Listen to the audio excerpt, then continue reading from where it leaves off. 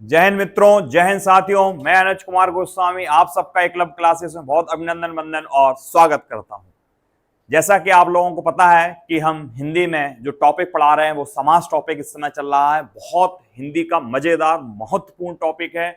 आपके एग्जाम, आपका क्या राष्ट्रीय मिलिट्री स्कूल या कोई भी एग्जाम अगर जिसमें हिंदी आती है वो समास से पूरी ही नहीं होता है। वो एग्जाम समास से पूरा ही नहीं होता है। ऐसा एग्जाम ही नहीं है जहां समास नहीं पूछा जाता है। तो बच्चों, एक क्लास हम समास की ले चुके हैं। हमने उसमें समास का क्या अर्थ होता है, हिंदी में हम समास क्यों पढ़ते हैं, है ना, इन सब चीजों के बारे में बताया था। आज हम उसी के आगे बढ़ेंगे और उसी के आगे का पार्ट पढ़ाएंगे, भेद के बारे में जानेंगे। थोड़ा सा बड़ा टॉपिक है, 3 4 5 क्लासों में इसको लेके चलेंगे, फिर इसके अभ्यास प्रश्न कराएंगे, है ना, जिससे आप अपना नंबर जो 1 नंबर का आपका एग्जाम में आना है और उसको पक्का करिएगा। ये बहुत इंपॉर्टेंट टॉपिक है। आप जब तक हिंदी पढ़ेंगे ये आपके पीछे रहेगा, है ना। तो अच्छे से समझ लीजिए, अच्छे से पढ़ लीजिए और एक बार नोट्स बना लीजिए, आपके लिए हमेशा के लिए हो जाएगा, है ना बच्चों। तो शुरू किया जाए।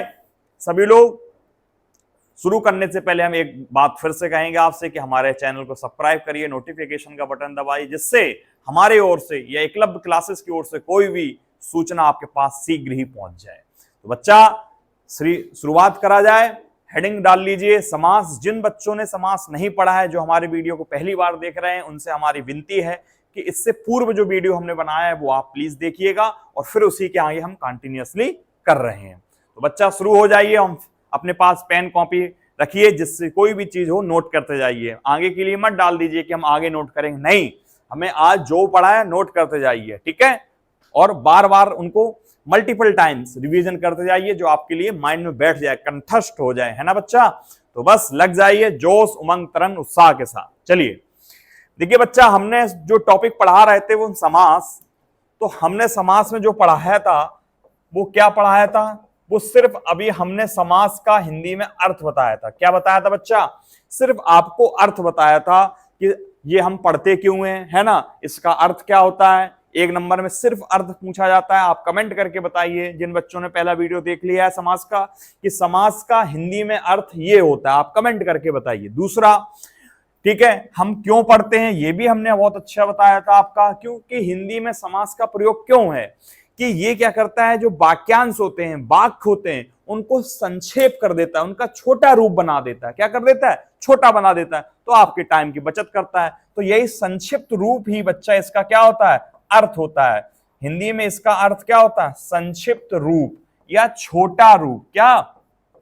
या छोटा रूप। क्या बच्चा? या छोटा रूप। यानी चीजों को क्या कर देता है? छोटा कर देता है। यानी कहें तो 2 या 2 से अधिक शब्दों को अगर हम जब जोड़कर एक नया शब्द बनाते हैं तो वही जो नया शब्द है वो क्या कहलाने लगता है? समास। तो 2 या 2 से अधिक शब्दों को जोड़ रहे हैं और फिर एक छोटा शब्द बना दे रहे हैं, तो वो सही या फिर बड़ा शब्द पढ़ते रहना वो सही? तो छोटा चीज। जैसे हम आपसे कहें बिहारी, तो इसका मतलब क्या है? जैसे हमारे भारत में एक राज्य है बिहार, वहां के रहने वाले लोगों को बिहारी बोलते हैं। तो देखिए, अब बिहारी शब्द सरल है या बिहार में रहने वाले लोग सरल है?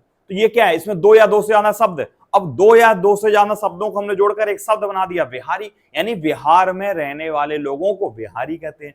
तो जो वाक्यांश है, यानी जो वाक्य का अंश है, बिहार में रहने वाले लोग, अब इतना बड़ा ये कहना सरल है या बिहारी कहना सरल? तो बिहारी कहना सरल है ना। तो बस समास का यही प्रयोग है कि ये हिंदी में जो वाक्य होते हैं, यानी वाक्यांश होते हैं, वाक्य के जो अंश होते हैं, उनको क्या कर देता है? छोटा कर देता है। क्या कर देता है बच्चा? छोटा कर देता है। बस यही समास है, ठीक है। तो पहला इसका आपको अर्थ याद रखना है, वो है संक्षिप्त रूप। क्या होता है बच्चा? संक्षिप्त रूप। और हमने इसमें समास में आपको यह भी बताया था कि जो समास होता है बच्चा, ये 2 शब्दों से मिलकर बना है, सम प्लस आस। सम का मतलब होता है आसपास। क्या होता है? आसपास। सम का मतलब क्या होता है? आसपास। सम का मतलब आसपास और आस का मतलब होता है बैठना। आस का मतलब बैठना, यानी 2 या 2 से अधिक शब्दों को आसपास इस प्रकार बैठाना कि उनसे एक नया शब्द बन जाए और जो अर्थ दे, अर्थपूर्ण हो। जो क्या हो? अर्थपूर्ण हो। बस वही समास कहलाता है। और जो अर्थपूर्ण होगा वो संक्षिप्त रूप ही होगा। क्या होगा बच्चा?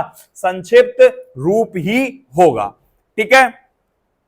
जैसे हमने पिछली वीडियो में एग्जांपल लिए थे, जैसे हम कहें युधिष्ठिर युद्ध में स्थिर, तो देखिए यहाँ दो शब्द है और जोड़कर एक नया शब्द एक ही बना दे रहे हैं, वो है युधिष्ठिर। तो वो कहना आसान है या युद्ध में स्थिर कहना आसान है। जैसे हम कहें रस भरा यानी रस में भरा, जैसे हम कहें आप बीती यानी आप पर बीती, जैसे हम कहें आशातीत यानी आशा से अतीत, बहुत सारे ऐसे शब्द कहें। जैसे हम आपसे कहें यथासंभव यानी जितना संभव हो सके उतना, तो ये कहना आसान है या यथासंभव। तो ये सब क्या समास क्या कर रहा बच्चा, समाज छोटा रूप बना दे रहा है। क्या कर रहा है, समाज छोटा रूप बना दे रहा है। बस यही हिंदी में हम समास पढ़ते हैं। तो इस प्रकार हम बैठाते हैं आसपास कि उनका अर्थ, जैसे हम कहें राजकुमार राजा का कुमार यानी कुमार मतलब पुत्र, तो राजा का कुमार से एक शब्द बना राजकुमार। तो राजकुमार कहना आसान है, राजा का कुमार, तो राजकुमार संक्षिप्त है। और इसी का उल्टा देखिए बच्चा, इसी का उल्टा संक्षिप्त रूप यानी इसी का उल्टा क्या होता है, इसी का बच्चा जो उल्टा होता है वो होता क्या है। अगर हम बात करें समास का उल्टा, ये बहुत बार एग्जाम में पूछता है बच्चा कि समास का उल्टा क्या होता है। तो देखिए समास की मीनिंग होती है संक्षिप्त रूप, यानी किसी को क्या कर देना, संक्षिप्त कर देना। और संक्षिप्त का उल्टा होता है भैया विस्तृत। क्या होता है, विस्तृत। संक्षिप्त का उल्टा क्या होता है, विस्तृत। देखिए इसका उल्टा भी हम बताएंगे, ये शब्द होता है, लेकिन आप कहेंगे सर ये कैसे हो गया, तो ध्यान समझना, समास का उल्टा संक्षिप्त, यानी संक्षिप्त का उल्टा कर दें विस्तृत। जिस चीज को संक्षिप्त किया जाता है उसे समास कहते हैं, और जिस चीज को विस्तृत किया जाता है उसे व्यास कहते हैं। बच्चा क्या कहते हैं, व्यास कहते हैं। क्या कहते हैं, व्यास। क्या कहते हैं, व्यास कहते हैं। ध्यान से समझना, बहुत इंपॉर्टेंट क्वेश्चन है बच्चा।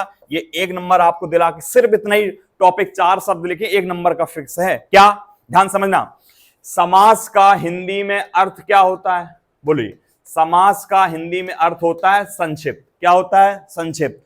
और संक्षिप्त का भैया उल्टा कर दें तो क्या हो जाएगा, विस्तृत। जिस चीज को हम विस्तृत कहें उसे हिंदी में व्यास कहा जाता है। क्या कहा जाता है बच्चा, व्यास कहा जाता है। तो ये विस्तृत, जो विस्तृत करे उसे व्यास, जो संक्षिप्त करे उसे समास।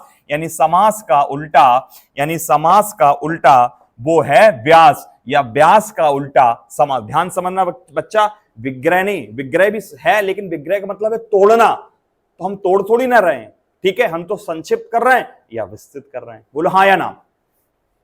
तो ये दोनों आपस में एक दूसरे में क्या है, उल्टा। ये दोनों आप एक दूसरे में क्या उल्टा, हम भैया इसमें जोर इसलिए डाल रहे हैं, ये सिर्फ 1 नंबर का पूछ लिया जाएगा, समास का उल्टा लिख दीजिए, बस इतना ही कहो आ जाए। अब सोचिए, अगर आपको ये नहीं मालूम आप गलत करके आ जाओ, या सिर्फ इतना ही पूछा जा सकता है समास का अर्थ क्या होता है, तो समास का अर्थ है संक्षिप्त। सिर्फ 1 नंबर का इतनी अर्थ और उल्टा, ये सिर्फ 4 शब्द से 1 नंबर का क्वेश्चन पूछा जाता है। सिर्फ इतना ही पूछा जाएगा, समास का अर्थ बता दो या समास का उल्टा बता दो। सिर्फ 1 नंबर इतना ही पूछता है 4 शब्दों से। सोचिए 2 क्वेश्चन तैयार हुए 4 से, 1 समास का उल्टा और 1 समास का अर्थ। समास का अर्थ, तो बच्चा समास का जो अर्थ होता है वो क्या होता है, संक्षिप्त। क्या होता है, संक्षिप्त कर देना, ठीक है। और व्यास का अर्थ होता है विस्तृत कर देना, यानी समास का उल्टा व्यास कहलाता है। समास का उल्टा व्यास कहलाता है। समास का उल्टा क्या कहलाता है, समास का उल्टा व्यास। समास का उल्टा व्यास होता है। क्या होता है, व्यास, ठीक है। समास में कौन संधि है, तो समास बनता है सम, किससे मिलकर बनता है, सम जमा आस, ठीक है। आस मतलब बैठाना, सम मतलब पास में, सम मतलब पास में, ठीक है। और व्यास में कौन संधि है, यही हमने क्वेश्चन दिया था, शायद आप लोगों ने आंसर लिखा है कि नहीं। पिछले वीडियो में हमने यहीं पर एंड किया था और यहीं से शुरुआत करते हैं। हमने ये कहा था बच्चा व्यास में संधि बताइए, तो हम कैसे, देखिए और भी हम आपको क्लियरेंस कर दे रहे हैं कि सर कैसे पास है कैसे दूर है। ध्यान समझना, देखिए इसकी अगर हम संधि करें, देखो बच्चा यहां दीर्घ संधि है, छोटा प्लस छोटा मिला के बड़ा बन रहा है, तो दीर्घ संधि। लेकिन यहां पर कैन संधि, ध्यान समझना बच्चा, इसकी अगर संधि होती है तो वो होती है बी जमा आस। क्या बनेगी, बी जमा आस, ठीक है। ये कौन संधि है, तो ये बच्चा संधि है यण संधि। कौन सी संधि है, यण संधि। कौन सी, यण संधि है। कौन सी संधि है, यण संधि। कौन सी है, व्यास में यण संधि है। तो देखिए जहां बी का मतलब होता है हिंदी में उपसर्ग है दूर, क्या होता है, दूर। और आस मतलब बैठाना, आस मतलब बैठाना। इस आस का मतलब तो बैठना है ही, इस आस का मतलब बैठना, और यहां भी इस आस का मतलब भी बच्चा बैठना। दोनों जगह बैठना है, दोनों जगह क्या है, बैठना ही है। ध्यान से समझना, यहां हम शब्दों को क्या कर रहे हैं, पास पास बैठा रहे हैं, और यहां शब्दों को हम क्या कर देंगे, दूर दूर। तो जब दूर दूर कर रहे हैं तो विस्तृत, और जब पास पास कर रहे हैं तो संक्षिप्त। बोलो समझ में आ गया? तो बिल्कुल क्लियरेंस आपको हो गया होगा कि समास का उल्टा अभ्यास ही क्यों होता है। बोलो हाँ या ना? यहां शब्दों को हम पास पास बैठाकर एक शब्द बनाएंगे, यहां उन्हीं एक शब्दों को हम दूर दूर कर रहे होंगे, यानी विस्तृत कर रहे होंगे, यानी फिर हम उसका क्या कर रहे होंगे, अभ्यास कर रहे होंगे। समझ में आया? यानी समास का उल्टा अभ्यास। समझ में आ गया? समास का हिंदी में अर्थ संक्षिप्त, यहां अभ्यास का हिंदी में अर्थ विस्तृत। ओके, ये क्लियरेंस हो गया हो तो अब हम आगे बढ़ते हैं इसके भेद में। हमने समास की परिभाषा आपको पिछली वीडियो में बता रखी थी, फिर से हम एक बार रिपीट कर दे रहे हैं कि दो या दो से अधिक शब्दों को मिलाकर एक नया शब्द बनाना ही समास कहलाता है। ठीक है बच्चा? जैसे हम फिर से एक बार एग्जांपल दे देते हैं कि देखिए कैसे, कोई भी शब्द ले लीजिए, जैसे हम लें गुरु दक्षिणा, गुरु दक्षिणा। ठीक है, अब इसका अगर हम समास करें तो ये क्या बन जाएगा, यानी ये अभी समास विग्रह कर रहे हैं, यानी अब इन शब्दों को हम तोड़ रहे हैं, व्यास के रूप में बना रहे हैं, तो वो क्या बन जाएगा, गुरु के लिए दक्षिणा। क्या बन जाएगा बच्चा, गुरु के लिए दक्षिणा। क्या बन गया, गुरु के लिए दक्षिणा। तो ये अभी समास कर दिया इस चीज का, गुरु के लिए दक्षिणा को हम ये कह सकते हैं गुरु दक्षिणा, छोटा रूप दे दिया, और ये इसका विस्तृत रूप दे दिया। ठीक है, हम एक तरह कह सकते हैं विग्रह, क्योंकि विग्रह की हिंदी मीनिंग तोड़ना है, तो हमने इन दो शब्दों का, एक शब्द कहां है बच्चा, एक शब्द है सिर्फ गुरु, दूसरा शब्द है क्या है, ये पहला शब्द है, पहला, और ये क्या है बच्चा, ये है पहला शब्द या पहला पद, और ये क्या है, द्वितीय पद। क्या है बच्चा, द्वितीय पद। इसको क्या कहते हैं, ये भी आप समझ लेना, किसको हम प्रथम, क्योंकि ये समास में, हर समास में प्रथम पद द्वितीय पद आएंगे, तो यहीं पर समझ लेते हैं। गुरु क्या है, पहला पद, या इसको हम पूर्व पद भी कहते हैं, पूर्व मतलब पहला, ठीक है, या हम पूर्व पद, और द्वितीय पद, या इसको बोला जाता है अंतिम पद। क्या बोला जाता है बच्चा, अंतिम पद। बुकों में यही लिखा होता है, या हम अंतिम पद कह के ना कहते हैं, एक और अच्छा लैंग्वेज लिखा होता है उत्तर पद। उत्तर पद क्या लिखा होता है, उत्तर, उत्तम नहीं, उत्तर पद। इसका नाम उत्तर पद क्यों लिखा है, क्योंकि समास में अगर द्वितीय पद उत्तम पद नहीं है तो वो समास का अर्थ ही नहीं आएगा, आप समास कर ही नहीं पाओगे। अब देख लो यहां पर, अगर ये दक्षिणा ना लिखा हो बच्चा, अगर ये दक्षिणा शब्द ना लिखा हो, तो बताइए क्या गुरु से आप मीनिंग निकाल पाओगे? नहीं। हम किसके लिए दक्षिणा की बात कर रहे हैं, हम गुरु के लिए बात कर रहे हैं। तो गुरु, अगर हम दक्षिणा हटा दें तो गुरु के लिए, क्या गुरु के लिए, तो यही तो आपको मीनिंग दे रही है, यही तो आपको उत्तर दे रहा है, तभी इसका नाम क्या है, उत्तर पद रखा गया। समास में द्वितीय पद या उत्तर पद का होना बहुत इंपॉर्टेंट है, यानी सेकंड पद, बिना सेकंड पद के मीनिंग ही नहीं आएगी समास की। ठीक है बच्चा, तो यहां मीनिंग लाने के लिए हमें दूसरा पद चाहिए, बिना दूसरे पद से आप समास बना ही नहीं पाओगे, है ना। जैसे युधिष्ठिर, तो युद्ध में स्थिर, अब यहां सेकंड पद क्या है, स्थिर। अगर स्त्री शब्द हटा दो तो क्या मीनिंग आ पाएगी, नहीं। जैसे माल के लिए गोदाम, आप सेकंड पद हटा दीजिए गोदाम, तो माल के लिए क्या, कुछ नहीं, मीनिंग ही नहीं आएगी। तभी इसका नाम उत्तर पद रखा गया है, जिससे हमें आंसर उत्तर मिलता है। ठीक है, बिना उत्तर पद के मीनिंग ही नहीं निकलती है समास में। ठीक है, जैसे हम बोले यशस्वी, तो यशस्वी में क्या कहेंगे, यश को प्राप्त। अब अगर आप प्राप्त शब्द हटा दीजिए, उत्तर पद हटा दीजिए, सेकंड पद हटा दीजिए, कोई मीनिंग निकलेगी नहीं। तो बिना उत्तर पद द्वितीय पद के समास ही नहीं बनता है। ठीक है, इसलिए इसका नाम उत्तर पद रखा गया है। समझ में आ गया बच्चा? तो ध्यान रखना, दो शब्द होते हैं समास में, एक शब्द को हम पहला पद या पूर्व पद कहते हैं, द्वितीय शब्द को बच्चा अंतिम पद या उत्तर पद कहते हैं। वो समास के लिए उत्तर पद का होना इंपॉर्टेंट है, बिना उत्तर पद के समास बनता ही नहीं है, बिना उत्तर पद के बच्चा समास बनता ही नहीं है। तो ये एग्जाम्पल, ये संक्षिप्त रूप है, ये इसका विस्तृत रूप है, यानी विग्रह के रूप में हमने तोड़ दिया। और बच्चा इसी को हम हिंदी में कहते हैं सामासिक पद। क्या बोलते हैं, सामासिक पद। क्या बोलते, सामासिक पद। यानी सामासिक पद मतलब समास द्वारा बने हुए पदों को सामासिक पद कहते हैं। यानी ये देखिए, गुरु के लिए दक्षिणा, अब इसका हमने समास किया तो बना गुरु दक्षिणा, यानी इस शब्द का इधर का चीज का क्या हुआ, समास हुआ, और शब्द बन गए गुरु दक्षिणा। तो समास द्वारा लिख लीजिए, हम यहीं पर लिख दे रहे हैं डेफिनेशन, समास द्वारा बने हुए शब्दों को सामासिक पद कहते हैं। सामासिक पद कहते हैं। इसका दूसरा नाम बच्चा समस्त पद भी होता है। क्या होता है? समस्त पद। क्या होता है? समस्त पद या सामासिक पद, दोनों ही सही है। तो ध्यान से लिख लीजिएगा, क्या? सामासिक पद यानी समास द्वारा बने हुए पदों को, ये सामासिक पद कहलाता है। ये वाला गुरु दक्षिणा शब्द क्या कहला रहा है? सामासिक पद या समस्त पद। क्या बच्चा? समस्त पद।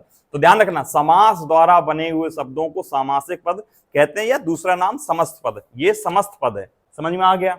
और ये क्या कहलाएगा?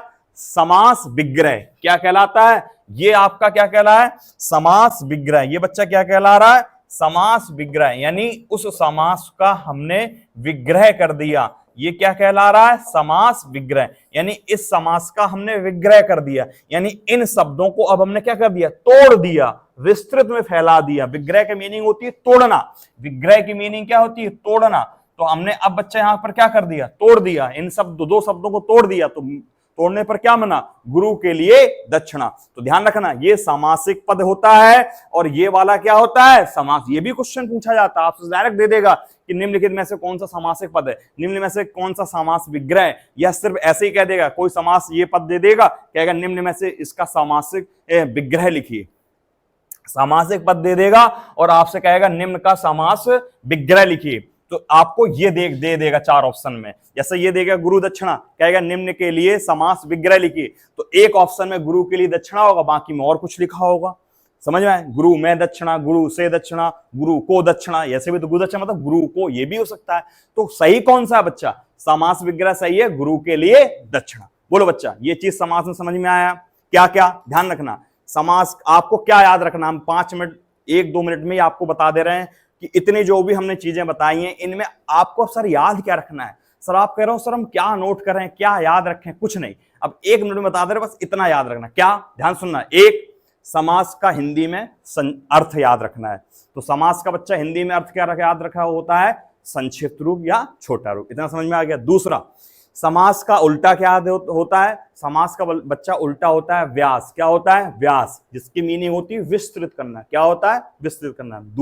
तीसरा, समास 2 शब्द होंगे, तो जिसको पहले शब्द को हम पूर्व शब्द, द्वितीय शब्द को हम अंतिम शब्द कहें, अंतिम शब्द या पद कहेंगे, या उत्तर पद कहते हैं। या द्वितीय जो पद शब्द होता है, इसी से ही मीनिंग आती, तभी इसका नाम उत्तर पद लिखा गया है। ठीक है, द्वितीय 2 पद है, इसको पहला, इसको दूसरा। तो समास में एक अर्थ, दूसरा विलोम, तीसरा कितने पद होते हैं समास में? हमेशा क्वेश्चन पूछा जाएगा। तो समास 2 पदों का बनता है। कितने का? 2। ठीक है, 2 या 2 से ज्यादा भी हो सकते हैं। ठीक है, जैसे तन मन धन, देखिए 3 आ गए। ठीक है, तो मेनली आपके में 2 होंगे। तो पहला को क्या कहेंगे? पूर्व पद, दूसरे को क्या कहेंगे? द्वितीय पद या अंतिम पद, या इसी का दूसरा नाम उत्तर पद। क्योंकि द्वितीय पद होना समास में बहुत इंपॉर्टेंट है। इसी से ही समास की मीनिंग निकलती है, इसी से आप समास बना पाओगे, समास कर पाओगे। ठीक है बच्चा, तो 3 चीजें। चौथा चीज आपको क्या याद रखना है? सामासिक पद और समास विग्रह, ये एक दूसरे के उल्टे भी हैं। सामासिक पद का उल्टा क्या है? समास विग्रह। या समास विग्रह का उल्टा क्या है? सामासिक पद। ठीक है, सामासिक पद क्या कहते हैं? जब हम 2 या 2 से शब्दों से बने हुए या समास द्वारा बने हुए, इस शब्द का हमने समास कर दिया, तो क्या लिखा? समास द्वारा बने हुए शब्दों को सामासिक पद। और इन्हीं को हम अगर हम अलग अलग विग्रह कर दें, तोड़ दें, तो समास विग्रह। ये तोड़ दिया, ये समास विग्रह, और इसी से जो बना वो सामासिक पद बना। ठीक है, तो ये पद आपका सामासिक पद है, ये आपका समास विग्रह। बस इतना याद रखना है। ये सब एग्जाम्पल में हमने बता दिया, आप नोट कर लें। क्या? पहला अर्थ, दूसरा विलोम, तीसरा पूर्व पद कौन सा है, अंतिम द्वितीय उत्तर पद कौन सा है, और चौथा बच्चा सामासिक पद और या समास विग्रह। ये 4 चीजें आपको मेनली बतानी है। तो अभी हमने आपको समास में सिर्फ इतना ही बताया है। ठीक है, जिसको कोई प्रॉब्लम आप कमेंट करके लिख दीजिए कि सर ये, वैसे कोई प्रॉब्लम होनी नहीं चाहिए क्योंकि हमने सब कुछ बता रखा है। समझ में आ गया? बोलो हाँ या ना। परिभाषा हमने पहले वीडियो में बच्चा लिखवा दी थी, फिर से हम बोल दे रहे हैं कि 2 या 2 से अधिक शब्दों को मेलकर, जोड़कर ठीक है, उनसे बना हुआ एक नया शब्द मिलाकर एक जो नया शब्द बनाते हैं वो क्या कहलाता है? समास कहलाता है। ये देखिए, दो या दो से अधिक शब्द हैं, इनको जोड़कर एक नया शब्द बनाया तो ये क्या कहलाया? समास या सामासिक पद। तोड़ दें तो समास विग्रह। समझ में आ गया? ये आपके सामने उदाहरण, सब कुछ अर्थ, विलोम, परिभाषा, उदाहरण सब। ओके, अब एक चीज इंपॉर्टेंट डालिए, क्या कि समास बनता किन पदों का? पद मतलब पद कहें, शब्द, ये दोनों ही अलग अलग हैं। पद उसे कहते हैं जिसमें हम लिंग, वचन, कारक जोड़ दें, यानी व्याकरण रूप में वो बदल जाए और सिर्फ अकेला रहे, उससे हम शब्द। ये हम सब बता चुके हैं। संज्ञा सर्वनाम जब पिछले चैप्टर पढ़िए उसमें मैंने बता रखा है कि पद क्या है? जो सिर्फ शब्द, जैसे मैंने लिखा राम, ये शब्द है, और जैसे हमने लिख दिया इसमें हमने कारक जोड़ दिया राम ने, ये पद कहलाने लगा। ठीक है, जैसे लड़का और उसका बहुवचन लड़के, तो लड़के शब्द क्या है? पद हो गया। ठीक है, इसमें नोट डाल के लिखिए क्या कि समास बनता किन पदों का है। तो लिखिए बच्चा, सबसे इंपॉर्टेंट है, लिखिए समास सजातीय पदों का बनता है। सजातीय पदों का बनता है। समास सजातीय पदों का बनता है। समास बच्चा किसका बनता है? समास सजातीय पदों का बनता है। सजाती कहें बच्चा, सजाती किसे कहते हैं? तो देखिए, सजाती का मतलब होता है जिनसे अर्थ आए, जो सार्थक शब्द होते हैं। कैसे होते हैं बच्चा? सार्थक शब्द। सार्थक शब्द होना चाहिए या सार्थक पद होना चाहिए, उनका समास बनता है। सार्थक कहें तो जिनका अर्थ आता है, जिनका अर्थ आता है। ऐसे शब्द नहीं बनना चाहिए जिनका अर्थ ही ना आए, इसका आप नहीं बना सकते, है ना। जैसे हम आपसे कहें सर कोई एग्जाम्पल दीजिए, तो देखिए एग्जाम्पल देते हैं। एक एग्जाम्पल लिखा है आपके लिए रसोई घर, और दूसरा लिख लिया रसोई खाना।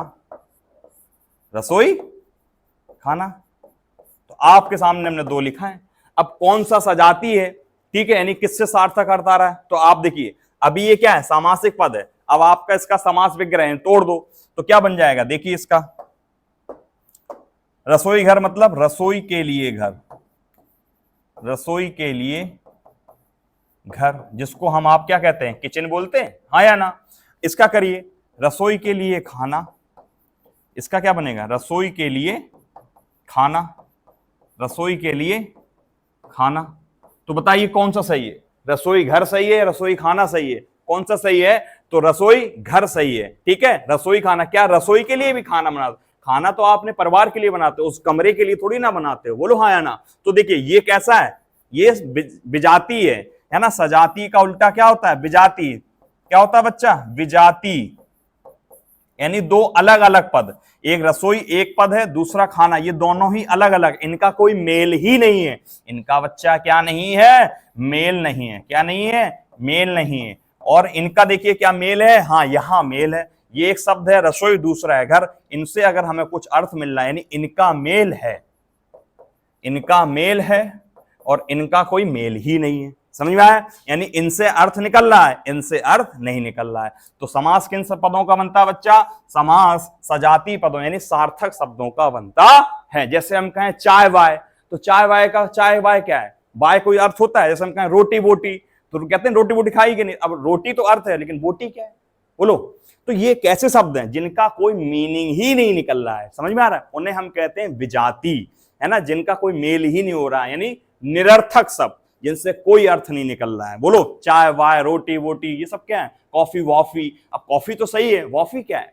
तो ऐसे शब्द जिनका मेल नहीं होता, जिनसे कोई अर्थ नहीं निकलता, यानी निरर्थक। जिनका मेल होता है, जिनसे अर्थ निकलते हैं, वो सार्थक। तो बच्चा याद रखना, समास किन पदों का बनता है? समास सजातीय पदों का बनता है। समास सजातीय पदों का बनता है। रसोई घर सजाती है, ये विजाती। रसोई के लिए खाना, ये सही है। ये रसोई के लिए घर, ये सही है, क्योंकि रसोई के लिए अलग से घर बनाते हैं जहां पर हम खाना बना सकेंगे, तो वो सही है। अब लिखा है रसोई खाना, तो क्या रसोई के लिए भी खाना बनता है क्या? नहीं ना। तो ये विजाती है, ये सजाती है। ठीक है बच्चा, ओके, आगे बढ़ते हैं। आगे बढ़ते हैं। अब देखिए, अभी हमने क्या पढ़ लिया? समास पढ़ लिया, समासिक पद पढ़ लिया, समास विग्रह पढ़ लिया, समास किन शब्दों का बनता है, हमने उदाहरण सब कुछ जान लिया। अब हम आते हैं बच्चा, परिभाषा भी हम पहले सब वीडियो में बता चुके हैं, अर्थ विलोम सब कुछ बता चुके हैं। अब जल्दी से हेडिंग लिखिए, समास के भेद। सबसे इंपॉर्टेंट टॉपिक है, ये भी कई बार आता है। समास के, समास टॉपिक ही इतना इंपॉर्टेंट है बच्चा कि आपसे बड़ा है टॉपिक लेकिन पूछा जरूर जाता है। बिना समास के हिंदी कंप्लीट नहीं होती है। कोई भी एग्जाम आप दो दुनिया का, उसमें समास तो आना ही आना है। ठीक है, समास के भेद तो लिखिए, समास के देखिए पदों के आधार पर, पदों के आधार पर, पदों के आधार पर समास, पदों के आधार पर समास 4 प्रकार का होता है। 4 प्रकार का, 4 प्रकार का होता है। समास जो है बच्चा ये बहुत इंपॉर्टेंट है, अभी हम इस पर विस्तृत वार्ता करने वाले हैं, ध्यान सुनिएगा। समास के भेद, पदों के आधार पर, मोस्ट इंपॉर्टेंट है बच्चा ये, पदों के आधार पर समास 4 प्रकार का होता है। ध्यान सुनिएगा, आपने जो समास पढ़ा है वो 6 प्रकार पढ़ रखे हैं, बार बार कह रहे हैं, बहुत इंपॉर्टेंट है, बहुत ही कंसंट्रेट माइंड से सुनना कि हमने सर 4 क्यों बताए हैं। सर हमने बचपन से पढ़ते चले आते हैं हिंदी, बचपन से ऐसे टॉपिक पढ़ते चले आ रहे हैं, हमने बचपन से पढ़े हैं 6, सर आप 4 बता रहे हो, ऐसा क्यों? हम सब कुछ बताएंगे। तभी हमने यहां पर देखिए एक शब्द लिखा है पद। ठीक है, ध्यान से समझना, 4 क्यों 6 नहीं। ठीक है, ध्यान समझना। समास के भेद, पदों के आधार पर समास 4 प्रकार का होता है। ध्यान समझना, हम ये भी कह दे रहे हैं अगर आपके ऑप्शन में 4 ना हो तो 6 लगाए आना। ठीक है, तो बच्चा 6 सही हो जाएगा। नहीं, 6 नहीं होते हैं, समास 4 ही होते हैं। कितने होते हैं? अगर नहीं 4 तो 6 लगाया जाना। अभी हम बता दें कैसे। ठीक है, ठीक है बच्चा, पदों के आधार पर समास 4 प्रकार का होता है। तो देखिए कैसे सर होगा, ध्यान समझिएगा। देखिए अभी हम आपको पद समझा के आ रहे हैं कि नहीं। तो देखिए एक पद होता है पहला पद और दूसरा होता है दूसरा पद या द्वितीय पद। द्वितीय पद समझ में आया? इसकी को हम उत्तर पद भी बोलते हैं, उत्तर पद। और इसको हम, पहला पद को हम पूर्व पद बोलते हैं। क्या बोलते हैं? पूर्व पद। बोलो, पूर्व पद बोलते हैं। बोलो हाँ या ना। अब ध्यान से समझना, अगर हम इस पद को, ध्यान समझना, एक कॉमनली बात बता रहे हैं, अगर हम इस पद को, ध्यान समझना, मुख्य कह रहे हैं। क्या कह रहे हैं बच्चा?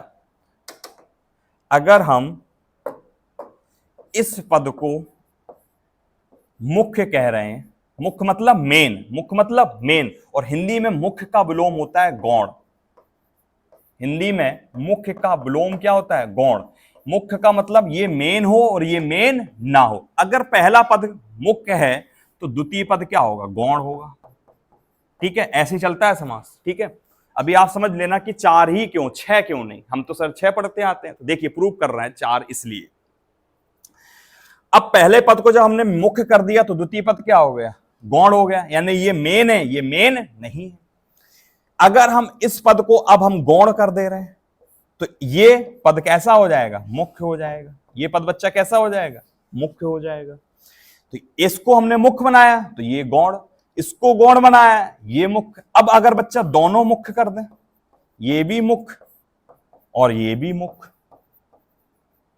ये भी हो जाएगा। अब बची क्या कंडीशन? देखिए कोई भी जो कंडीशन होती है दो लोगों के लिए वो यही तो हो सकती है, या तो अच्छा या बुरा, बुरा अच्छा, दोनों अच्छे हो सकते हैं। अब तीसरी ये हो गई, चौथी कंडीशन क्या? दोनों बुरे हो सकते। तो अब देखिए पहले मुख्य गौण, गौण मुख्य, मुख्य मुख्य, दोनों कंडीशन। अब क्या आ जाएगा? चौथी कंडीशन, दोनों गौण हो जाएं। दोनों क्या हो जाएं? गौण हो जाएं, यानी मेन ना हो, यानी कोई तीसरा पद मेन हो जाए बच्चा। कैसा? कोई तीसरा पद, क्या? कोई तीसरा पद मुख्य हो जाए, कोई तीसरा पद बच्चा मुख्य हो जाए। ठीक है, तो ध्यान समझना फिर से कि पदों के आधार पर समास हमने क्यों 4 बताए। इन 4 के अलावा बच्चा कोई कंडीशन बनती ही नहीं है। तो जब कंडीशन नहीं बनती तो हम कैसे 6 कहेंगे? ठीक है, ध्यान समझिएगा। एक मुख्य, दूसरा गौण, दूसरा पहला गौण तो दूसरा मुख्य, दोनों मुख्य, दोनों गौण, यानी कोई तीसरा पद मुख्य होगा। ठीक है, अब ये जो 6 हमने बताया था, इसमें से ध्यान रखना बच्चा जी, 2 समास होते हैं वो इस कंडीशन में ओवरलैप करते हैं, इसलिए 4 हो जाते हैं। ठीक है, तो देखिए फिर से समझिएगा, क्या करते हैं, ओवरलैप करते हैं। क्या करते हैं बच्चा, ओवरलैप करते हैं।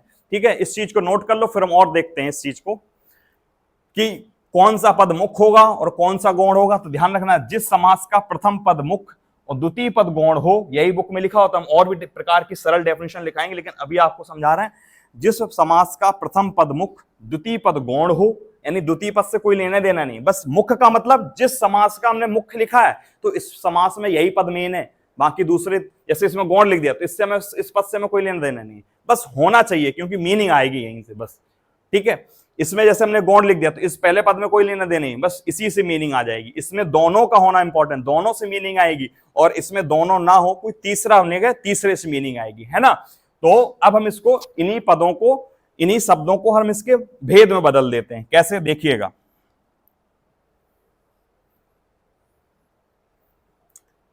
देखिएगा,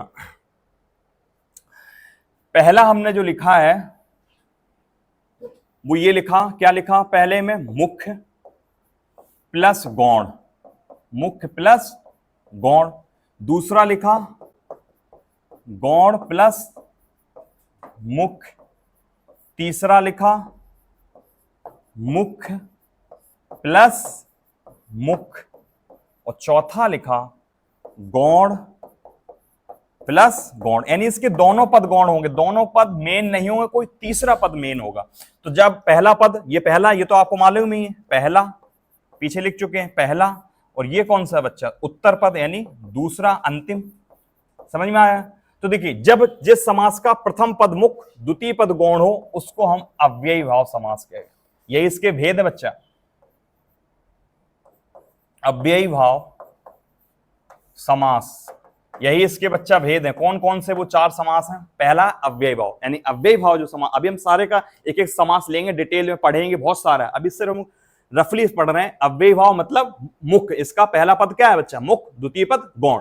अब देखिए, जिस समास का प्रथम पद गौण और द्वितीय पद क्या है बच्चा, मुख्य, तो ये कौन सा है, तत्पुरुष समास। कौन सा है बच्चा, तत्पुरुष समास।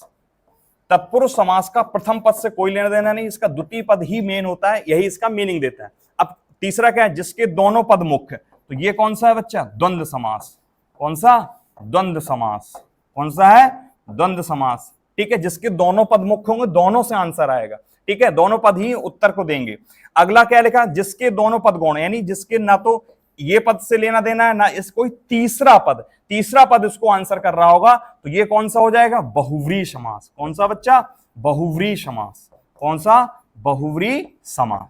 तो समास जो है वो कितने हुए हिंदी में, समास हुए चार। हम आप किताबों में पढ़ते हैं छह गलत है, आज हमने प्रूव करके दिखा दिया कि समास चार ही क्यों है, छह नहीं। ठीक है, अब ध्यान समझना, अब बहुत से चार की जगह छह पढ़ते कैसे हैं। तो देखिए, एक जो हमने पढ़ रखा है तत्पुरुष के भी भेद में है, वो इसको क्या कर रहा है, ओवरलैप कर रहा है, यानी इसी के ऊपर आ रहा है।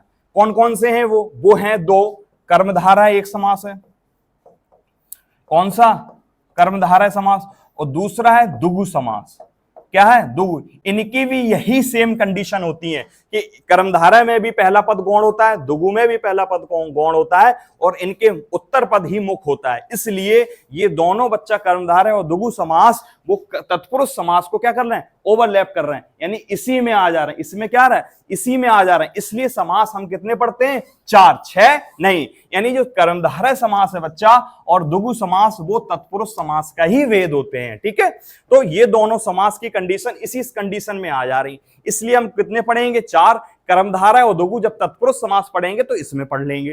ठीक है, क्योंकि देखिए कर्मधारय समास में जो विशेषण होता है, जिस समास का प्रथम पद विशेषण और द्वितीय पद संज्ञा, उसे कर्मधारय समास कहते हैं। तो जो विशेषण है वो गौण होता है, ये भी लिख लीजिए। विशेषण जो होता है बच्चा वो हमेशा कैसा होता है, विशेषण जो है कैसा होता है, गौण होता है। और मुख्य क्या होती है, संज्ञा।